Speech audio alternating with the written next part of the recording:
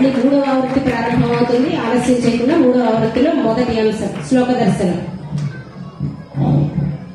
గారు కాయేన మనసా బుద్ధ్యా ఈ శ్లోకాన్ని మాకు పూర్తిగా సందర్శించండి.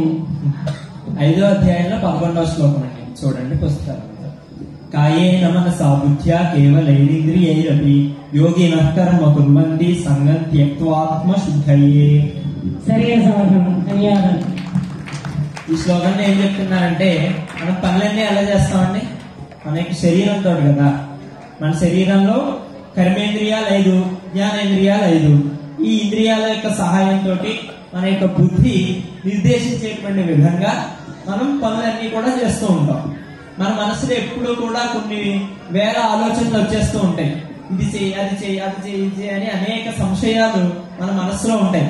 అందుకని శాస్త్రంలో మనస్సుకి లక్షణం చెప్పినప్పుడు సంశయాత్మకం మనః అని చెప్పారు. అలాగే నిశ్చయాత్మిక బుద్ధి అన్నారు.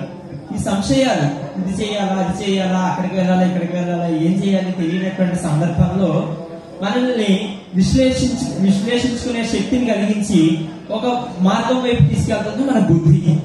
అందుకని మన బుద్ధి మంచిగా ఉందనుకోండి, మనం మంచి మార్గంలో వెళ్తాం.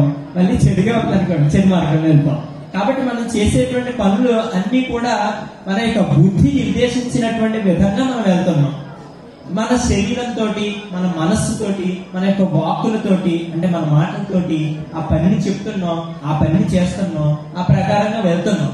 కానీ అక్కడ నేను చేస్తున్నాను, నాకు సంబంధించింది, ఈ ఫలితం నాది అనేటువంటి ఒక అహంకారం, ఒక మమకారం మనలో ఏర్పడుతుంది. ఒక కర్మ సన్యాసం అనేటువంటిది మనలో లేదు.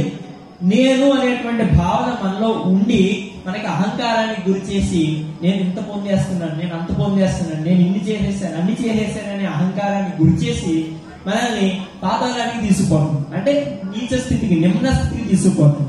అలా కాకుండా గుణాగుణేషు వర్తంత అంతిమత్వాన సజ్జతే తత్వవిత్తు మహాబాహో గుణకర్మ విభాగయోహో గుణాగుణేషు వర్తంత ఇంతిమత్వాన సజ్జతే అని 3వ అధ్యాయంలో 28వ శ్లోకంలో చెప్పిన విధంగా తత్వాన్ని తెలిసినటువంటి వారమై ఇదంతా కూడా నా చేత భగవంతుడు సంకల్పింపజేసి నన్ను ఒక మాధ్యమంగా భావింపజేసి నా చేత చేయిస్తున్నారు. ఇది లోకహితం కోసం జరగాలి. నేను చేసేటువంటి ప్రతి కర్మ, నేను చేసే ప్రతి పని కూడా నా హితానికి, అలాగే మా పరిసర జనాల శ్రేయస్సుకి, అలాగే నా యొక్క సమస్త విశ్వానికి మంగళదాయకమైనటువంటి విధంగా ఉండాలి. ఆనో భద్రా క్రతవో ఎంతో విశ్వత అని వేదం చెప్పినటువంటి ఉక్తిని అనుసరించి ఆ ప్రకారమైనటువంటి భావనని మనలో కలిగింపజేస్తుంది ఈ శ్లోకం. అందుకని అక్కడ ఏం చెప్తున్నారు, నేను చేయడం లేదు అనేటువంటి భావనతో, అసలు నేను అనేటువంటిది లేనటువంటి స్థితికి వెళ్ళాలి. ఆ స్థితికి యోగులు ఉంటారు కాబట్టి ఆ స్థితిలో వారు ఎందుకు చేస్తున్నారంటే ఆత్మశుద్ధయ్యే చేస్తున్నారు. యోగులే ఆత్మకు అంటినటువంటి మలినాన్ని శుద్ధింపజేసుకుని ఆత్మదర్శనం పొందడానికి చేస్తున్నప్పుడు మన ఆత్మకి ఎంత మాలిన్యం ఉండుంటది, మన మనసులో ఎంత మాలిన్యం ఉండుంటది మనం గమనించుకుని ఆ మాలిన్యాన్ని అంతా తొలగించుకున్నప్పుడు మన హృదయంలోనే భగవంతుడు కొలువై ఉంటాడు. దాన్ని దర్శించడానికి మనం అంతా కూడా సాధన చేయాలి, ప్రార్థన చేయాలి. క్రమం తప్పకుండా భగవంతుడి పైన విశ్వాసంతో మనం మంచి మార్గంలో వెళ్ళాలి. ఆ ప్రకారంగా వెళ్ళడానికి ప్రయత్నిద్దాం. అద్భుతం.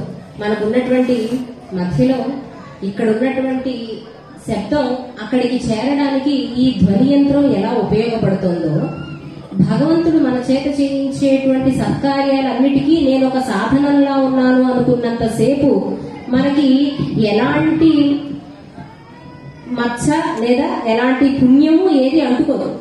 ఇప్పుడు ఈ మైక్ ఉందనుకోండి, ఈ మైకుని మోదీ గారు పట్టుకున్నా లేదా మనం పట్టుకున్నా, ఓ చిన్న పిల్లవాడు పట్టుకున్నా ఈ మైక్కి ఎలాంటి భావనలు ఉండవు. మోదీ గారు పట్టుకుంటే అత్యుత్సాహంతో గట్టిగా శబ్దం చేయదు, చిన్న పిల్లవాడు పట్టుకుంటే చిన్న పిల్లవాడు కదా అని చెప్పి శబ్దం చేయకుండా ఊరుకోదు.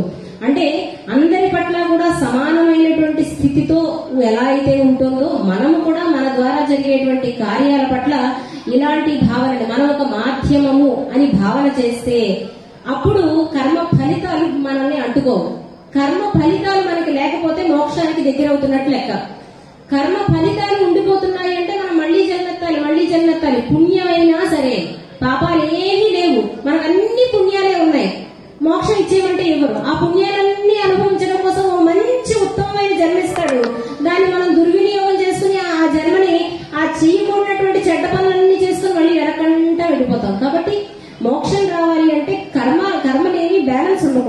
పుణ్యాలు పాపాలు అయిపోవాలి. అలా అవ్వాలి అంటే ప్రతి కర్మ ఫలితాన్ని భగవంతుడికి అర్పణ చేస్తూ మనం జీవితాన్ని ముందుకు సాగించాలి అని భగవద్గీత మనందరికీ చేస్తూ ఉన్నటువంటి గొప్ప బోధ. తర్వాతి అంశం సంఖ్యా దర్శనం.